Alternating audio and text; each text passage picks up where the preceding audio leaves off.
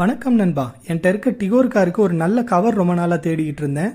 ஆனால் அந்த மாதிரி ஒரு கவரு என்னால் கண்டுபிடிக்க ரொம்ப கஷ்டமாக இருந்துச்சு. நிறைய ரிவ்யூஸ்லையும் பார்த்தா ஒரு சரியான கவரை செலக்ட் பண்ணுறது ரொம்ப கஷ்டமாக இருந்தது.